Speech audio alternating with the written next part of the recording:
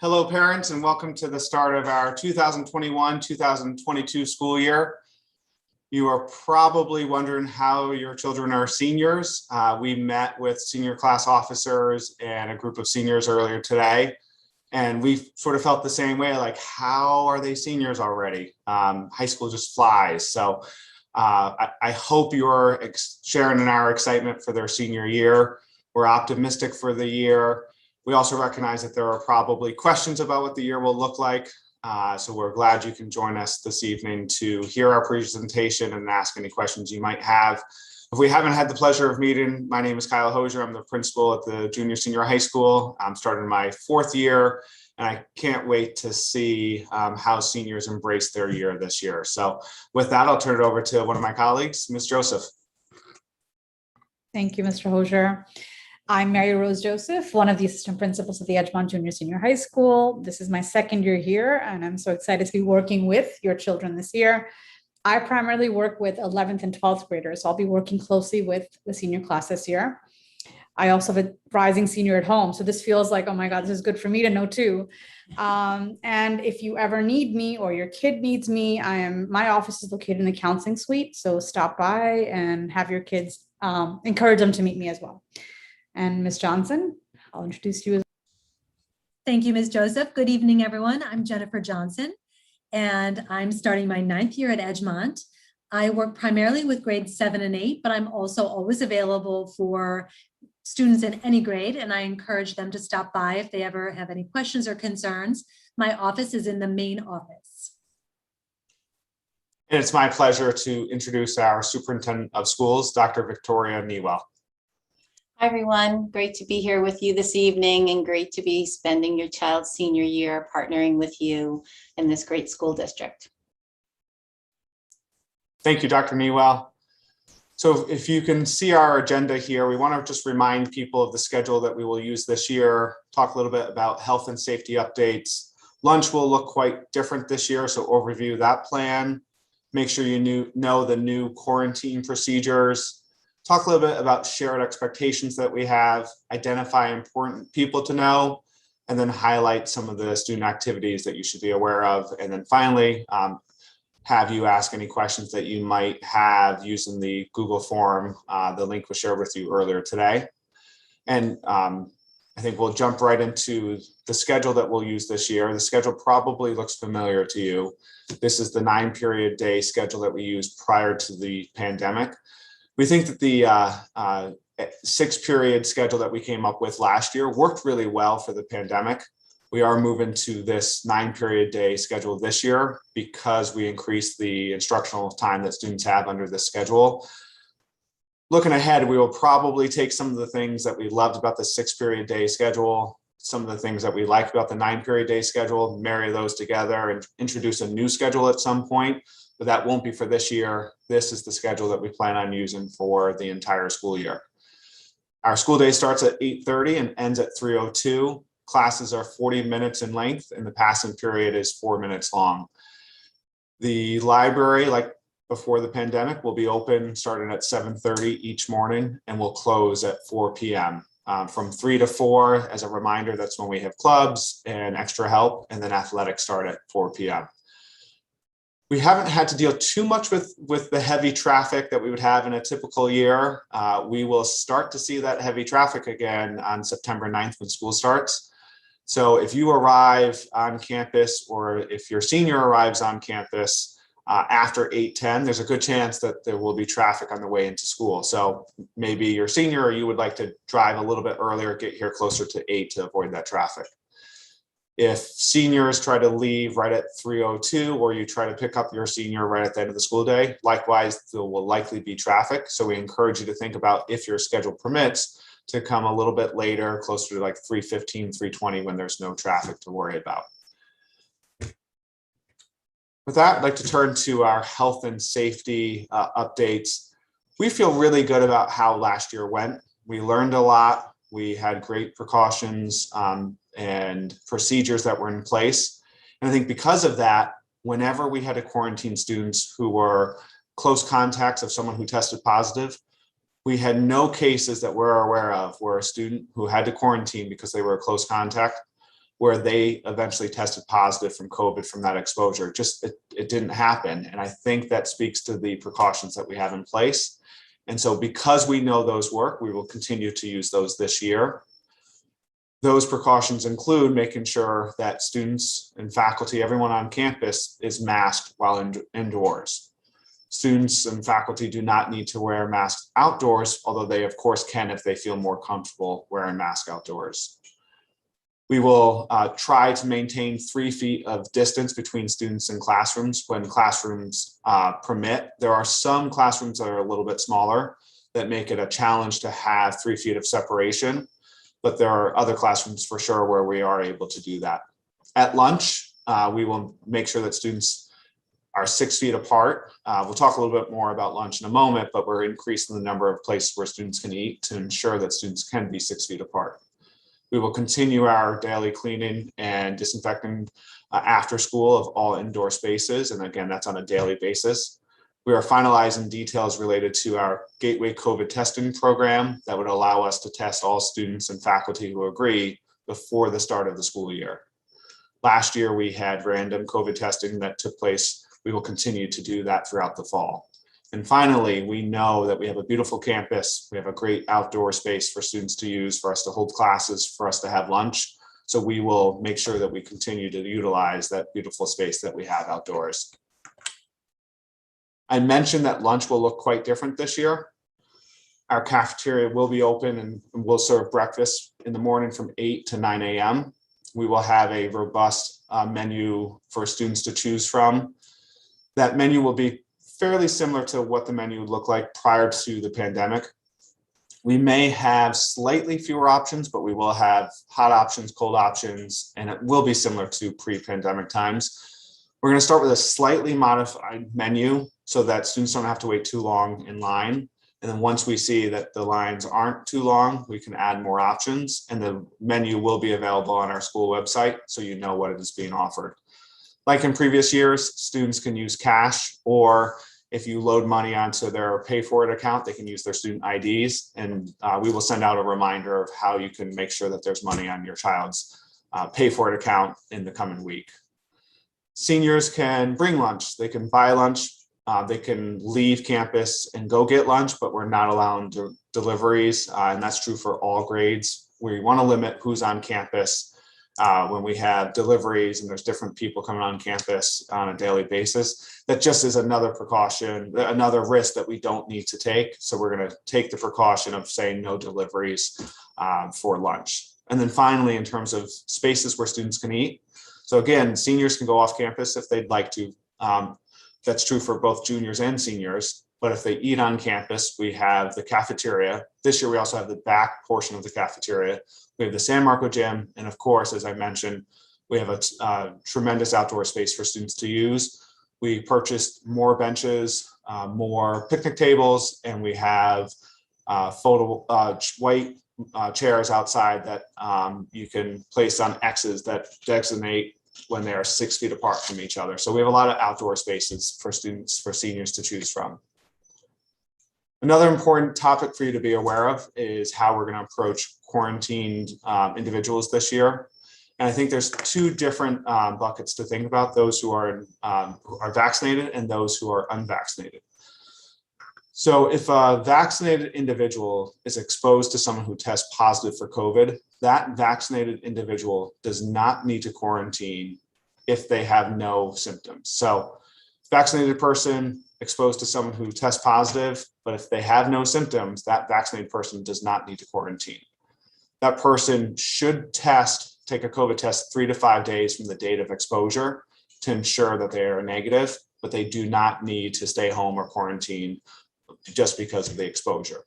If that vaccinated person does test positive for COVID, then we would follow our normal routine where the person would be quarantined for 10 days.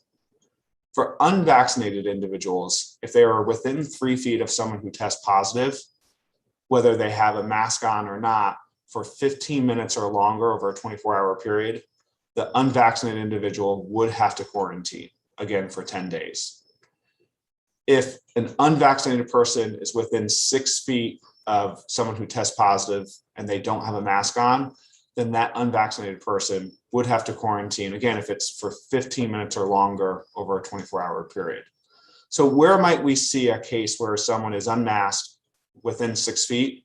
Well, that's why lunch is so important for us to make sure that students are separated by 6 feet, so that if a student has lunch with a friend who then tests positive, they don't need to quarantine if they're greater than 6 feet. The 3 feet, we might see a case where if someone tests positive in a classroom where desks are a little closer than 3 feet because of the size of the room, well, we may have to quarantine anyone who's unvaccinated who's adjacent to the person who tests positive. In the past, when we've had cases where it's right on the line, where it's maybe 3 feet, maybe a touch under, we've always proceeded with caution and quarantined the student just to be on the safe side. And with that, I'll turn it over to Ms. Joseph. Thank you, Mr. Hosier. One of the things that I love about being at Edgemont is the sense of community that we have with families and the school, and seniors model that behavior best for us. So it's kind of odd for me to be telling senior parents what it's like, but I think the shared expectations we have of each other help really cultivate that sense of community. One thing that we do well, I think, is communicate between school and families often through weekly updates from Mr. Hosier, or through communications from Google Classroom and teachers. But how we communicate and what mode we use is really important, especially seniors who may be going hundreds, if not thousands of miles away. How do they navigate? How do they navigate a difficult conversation? How do they self-advocate? So there may be a point where there may be an issue that a student wants to address that could be academic related. The first mode is definitely to reach out. Encourage your child to reach out to their teacher, relay what the concern is, and most often it's addressed in that mode. If it isn't, involve your counselor, and then always reach out to us if you feel that issue isn't resolved, if we can support. At the end of the day, we want our students to feel safe and supported, and I think following the appropriate protocol for communication is always helpful and builds these self-advocates we want in these future college students and global citizens. Mr. Hosier talks so much about safety and how to keep each other safe. It's so important that you notify the attendance office if your child will be absent for part of the day or the full day. It helps us know who's on campus and who's not, and then also helps with contact tracing and quarantining if needed. More important than ever, I think this was always the case, but I think we're stressing it more so this year. If your child is sick or is showing any symptoms of any sort of illness, they must stay home. There is no reason for them to come in because I think it causes more problems than it needs to. So please encourage your child to stay home, recover, and get better. All students are expected to be on campus from 8:30 to 3:02 and attend all their classes and be there for the full time and on time. But seniors do have a privilege. I think being older, there are privileges that come with that. They may leave campus for lunch. They're allowed to drive and park on campus, but it's important they come back to school on time, come back to classes on time, and drive in a safe speed and manner that others, the younger students who are watching them, are seeing those behaviors that we want from our Edgemont students. This afternoon, we talked with seniors about what it means to be an Edgemont student. And again, I was speaking to the choir because they know what it means. What does it mean to be an Edgemont student? We talked about how we will maintain a high level of academic integrity when there's a pressure to do well. What are the supports at Edgemont that we'll reach out for so we don't copy or cheat or have academic dishonesty? So we talked about academic integrity. Our school is one of the most beautiful schools I've actually seen in the Hudson Valley. I think it takes a lot of effort from custodians and the collective body to keep it clean and nice. We talked about how it's important to respect the physical space and also the humans on campus. How do we respect the adults that are here to keep them safe with language that affirms, honors, and values each identity, each individual on campus? And so we know our students will do it. So we just talked about that this afternoon. A little bit about social distancing. We're wearing masks indoors at all times, but if possible, we're going to try to maintain social distancing in classrooms with the distance with the desks, but in hallways and cafeterias too. We recommend and we highly suggest that seniors model that behavior of maintaining social distancing to keep everybody safe. People to know, I think, again, I have a rising senior at home, so it's important to know who are the trusting and trusted individuals on campus. We have many. You're seeing 4 of them tonight, but there are more on campus. Dr. Greenwald, Ms. Younger, Dr. Shapiro are school psychologists on campus. In this 1 year alone, I've seen how much time and effort and energy they spent with students to navigate difficult conversations, the college process, how to navigate stressful situations, and even celebrate successes. So they're great resources to have. and they're found in the counseling suite, but also on campus. Ms. Matana, Ms. Moore, I'm sure you've had one of them as a counselor in years past. They're still great resources, although they may not be your counselor this year. Mr. Fleck, Ms. Fuentes, Ms. Brookman have been working with you for the past couple of years with courses and other situations and college process, I'm sure. And you are a lucky class to have two really dynamic, fun-loving, enthusiastic class advisors, Ms. Goodliff and Ms. Merlini. They're so excited to be working with you this year and really create a year that is memorable, despite everything that's happening around us. So those are some of the people you need to know if you don't know them already. And Ms. Johnson will talk about student activities. Thank you, Ms. Joseph. So many of your children are already leaders in different clubs and extracurricular activities. But if they're not, it's never too late to join a club or cultivate a new interest. This year, like last year, clubs will be meeting on campus in person and also virtually, depending on the club and the needs of the students and the teachers. We do have a list of our clubs on the website, so I would ask you to please encourage your children to check it out, see if anything piques their interest or curiosity. We are so grateful for the support of our PTSA and the activities fair that they sponsor. We will be sure to let you know about the date. It will likely be in early October. And many of your children who are already club presidents and treasurers and active will be participating in setting up booths to attract our younger students. And we're so proud of them for being leaders in their clubs. But like I said, it's never too late to get involved in a new club if your child so wishes. We know the many benefits of cultivating leadership and participation. So please encourage your child to get involved. And now I'll turn it back to you, Mr. Hosier. Thank you, Ms. Johnson. We want to take a moment to make sure that parents know that we do plan on offering a number of opportunities for seniors to celebrate their senior year, to embrace the milestones of being a senior. So senior road painting will happen on September 12th. We met with, again, the senior class earlier today and senior class officers to talk about senior forum, which are the senior trips that students typically take in their senior year in the fall and the spring. We're not going to have a lot of trips that we put together for all grade levels, but we do want to try to prioritize in the same way we did last year, trips for seniors. Last year's seniors went to Six Flags in the spring. It was a terrific experience for seniors. And I know that between that Six Flags trip, having a prom that felt pretty normal and a graduation, and we had a bonfire the night before graduation, we ended the school year on a real high. We want to provide those same opportunities to seniors this year.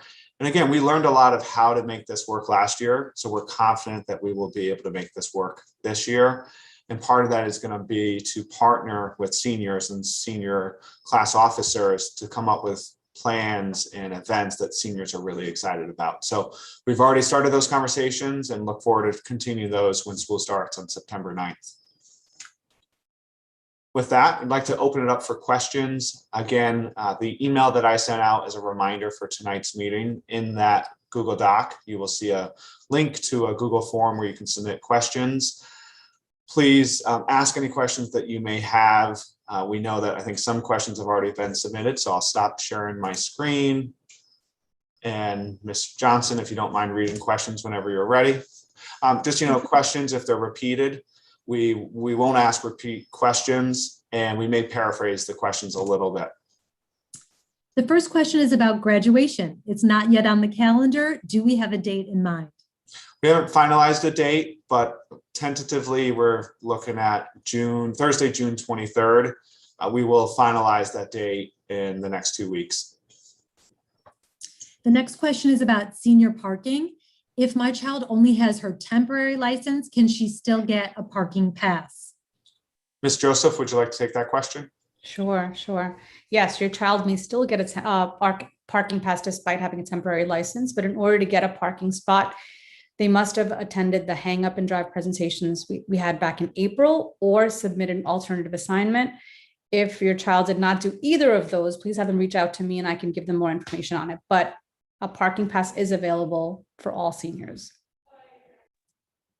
The next question is about quarantine guidelines for unvaccinated students who were exposed and have symptoms. So again, for unvaccinated students who are exposed, if they were within 3 feet of someone who tested positive for 15 minutes or longer over a 24-hour period, the unvaccinated student would have to quarantine regardless of whether they had a mask on or not.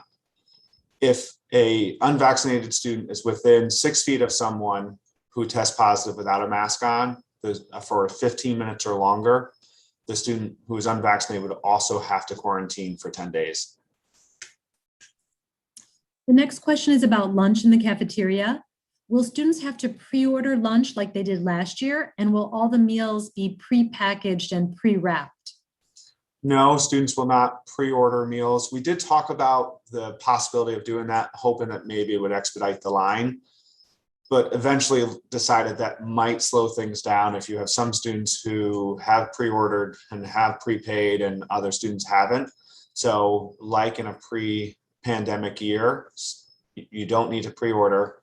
You will get online, take the food that you'd like, and then pay for it with either cash or with your student ID.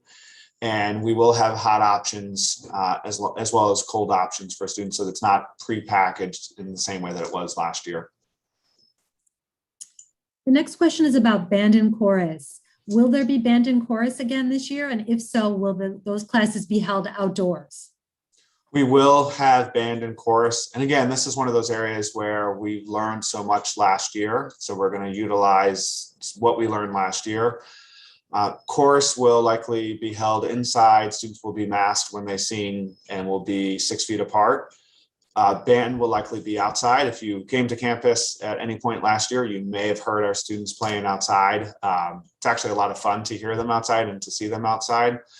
But we may need to split. Those courses are fairly large, so we may need to split those courses. If we do that, it shouldn't limit the number of times that students meet. We just have to be creative in the way that those courses meet. Any changes we have for those courses will be communicated to you once the changes have been finalized. Is there any reason to believe the Delta variant will change the game this year?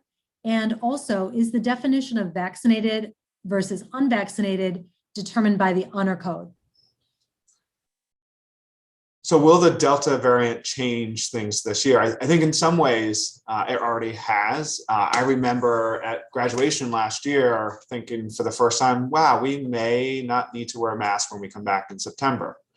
And so in some ways, I think it feels like we've taken a step or two back because of the variant, and we are back to some of the precautions that maybe we wouldn't need.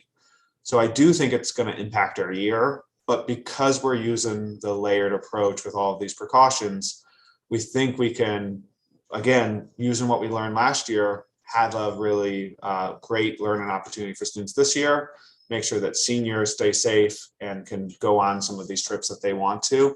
So we're in the process of doing that, but we do need to be mindful of COVID rates, ask that people are mindful about wearing masks on campus, and think about choices that they make outside of school as well, because it's going to impact our ability to do what we want to here. Was there a second part of that that I missed? Yeah, I can jump in on that one, Mr. Okay. Hosier. So in terms of the honor code with vaccination, I think a school district being a microcosm of the bigger world, I think the honor code has not worked so well outside of schools. So we will be asking for proof of vaccinations of all adults and also of students who are vaccinated. I know that for athletics, I know that they have started with the honor code to get a sense of the number of students who are vaccinated, but we will be asking for additional information regarding vaccines.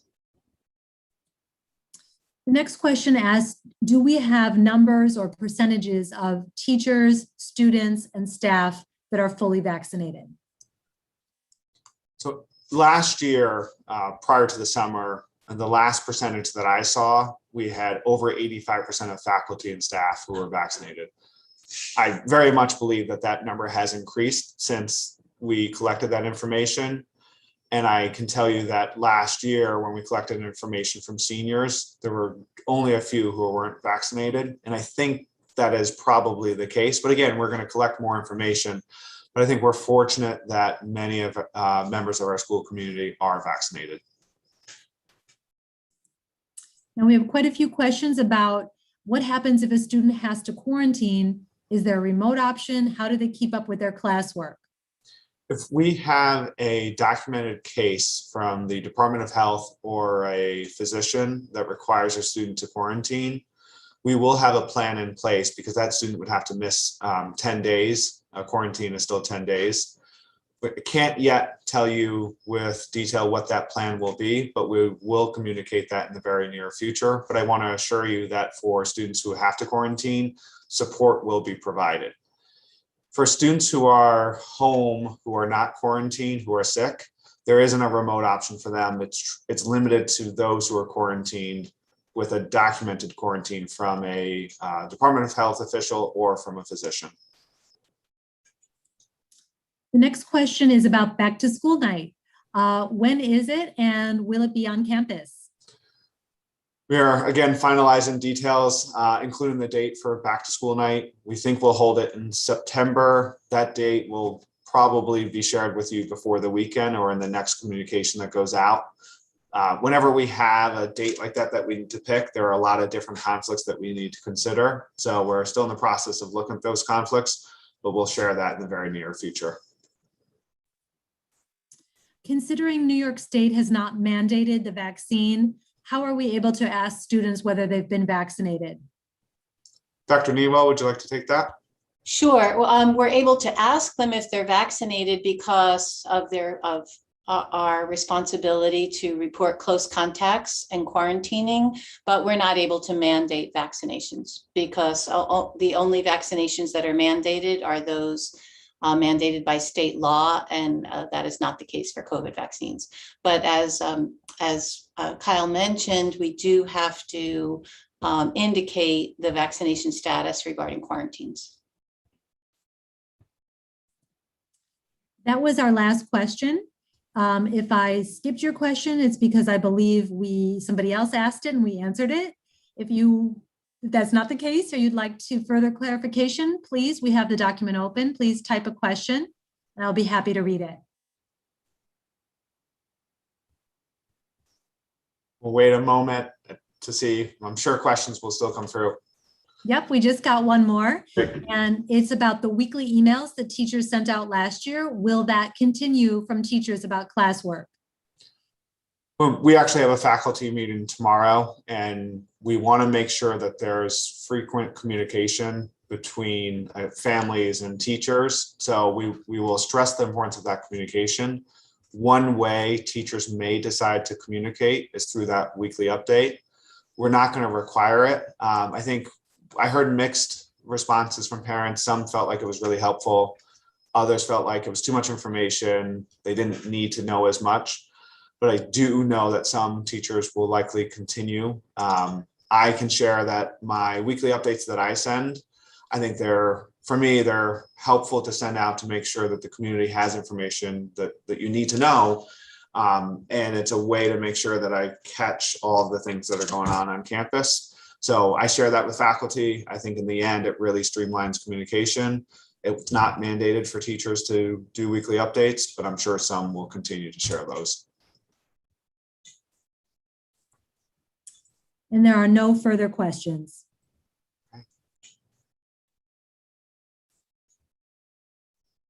All right, if there are no further questions, we met again with our senior class officers earlier today. We're going to meet again in the first 2 weeks of school. We will probably have fairly regular meetings with you to talk about the senior year, talk about graduation, prom, some of those things you can imagine. It's hard to plan for those completely when we don't know where we will be 7 months from now. But again, we're really optimistic about the opportunities that we can provide seniors this year. We want to make sure that as we have information, we share it with you. And we're looking forward to a great year. I have to tell you that last year, having graduation, having prom, having everyone together to be able to see students smile, right, with mask off outside, it was tremendous. And I'm optimistic that we're going to have that great of an experience or more this year. So looking forward to collaborating with you. It's a long year, but it's going to go by quick. Ms. Johnson? Yes, we did get one more question in, Can high school kids get lockers? Would you like to take that? Yes. So the answer is yes, most likely. So we do not have enough lockers on campus for all of our students. All 7th and 8th grade students have been assigned lockers already, and that will appear on their schedule and on the parent portal. We will send a Google form, or I will send that out to our students in grades 9 through 12, which they can use to request a locker. We did that last year, and everybody who requested did receive a locker. I'm hopeful we'll be able to do that. Many students do not want or use a locker, so most likely if your child would like one, he or she will be able to get one. They should just keep an eye out for that Google form that will come to them in their Edgemont email. And there is another question: will representatives from colleges be allowed to visit campus? Yes, we have some representatives who prefer to meet virtually, others who prefer to be on campus. So we're going to provide that option to the representatives based on what their preference is, but we will have some who are on campus.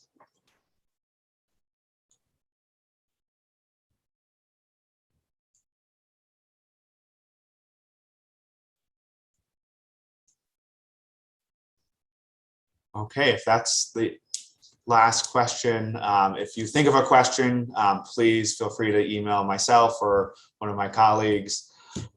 Again, we know that there will be other questions that you might have, but we're just really looking forward to having school start on September 9th. Looking forward to making this a great senior year for your children.